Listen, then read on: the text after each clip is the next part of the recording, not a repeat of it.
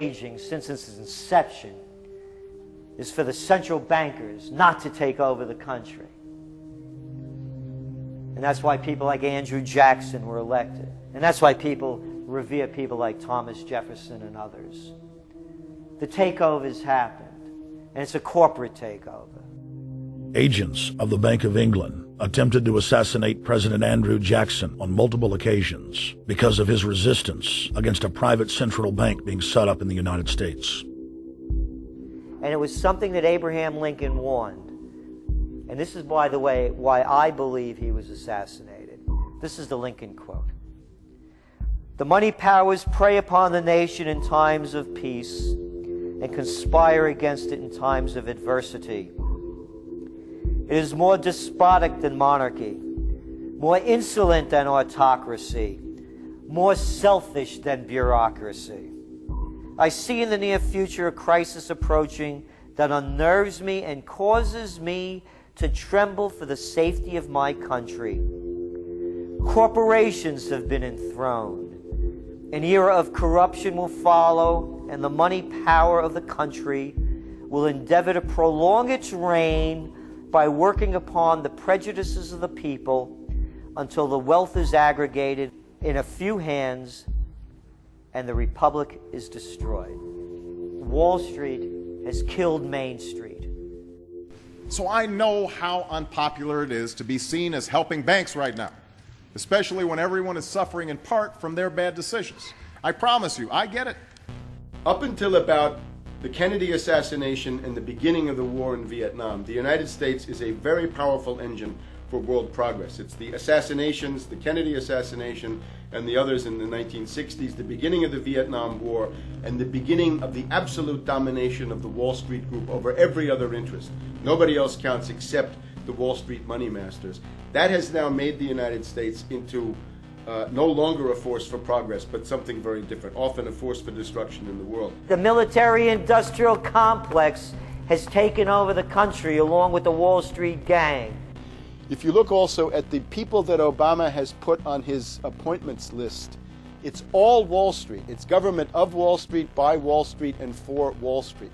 There's nobody from heavy industry.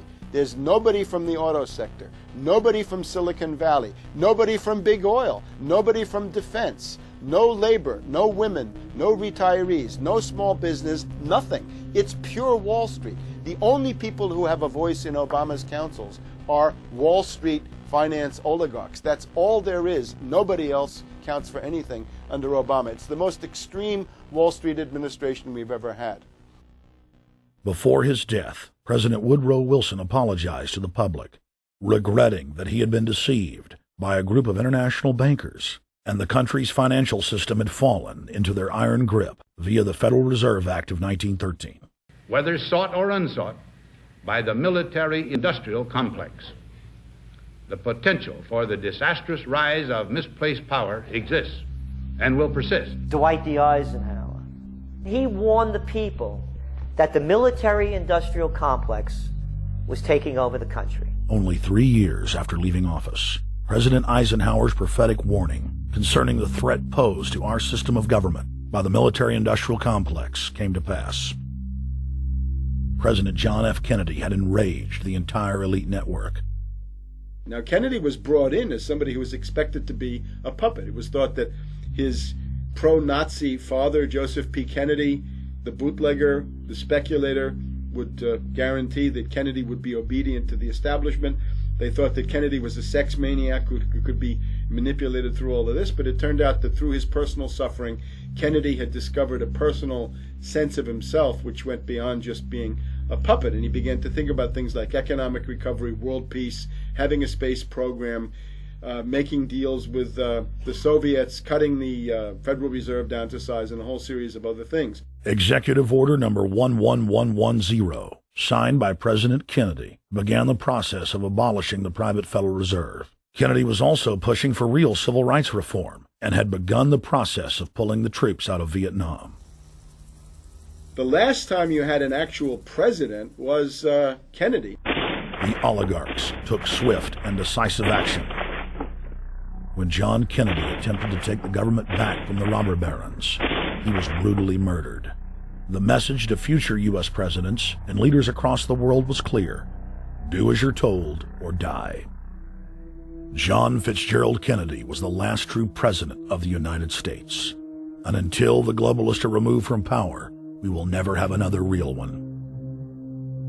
The other thing about the American presidency you've got to remember is that this is a puppet post.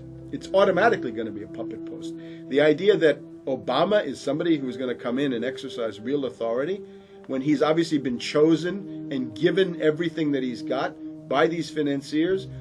Presidents are now little more than corporate pitchmen who take all the political heat, while the controllers remain in the shadows, safe from public scrutiny. Hip-hop icon KRS-One is not just known for selling millions of albums. He has led a tireless crusade against youth violence and has been a strong voice for human rights. If they controlled it before, what makes you think they're not controlling it now?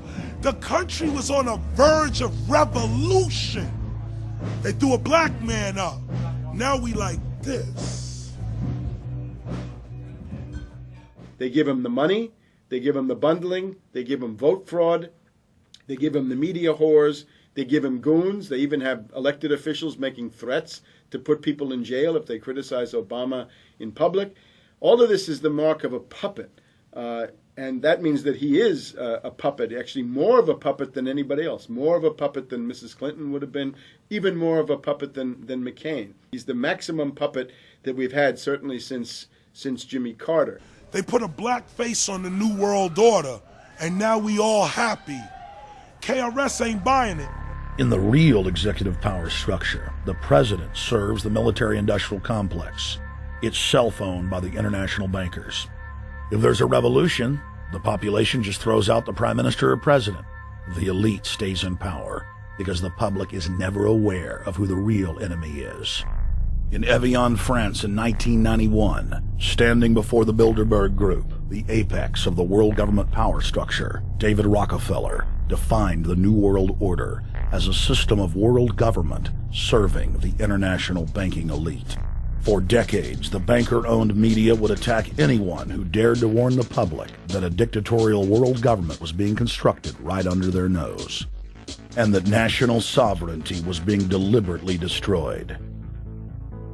And now, after years of denial, the media and the elite themselves are proudly announcing that not only is world government real, but is the answer to the financial crisis that they carefully engineered.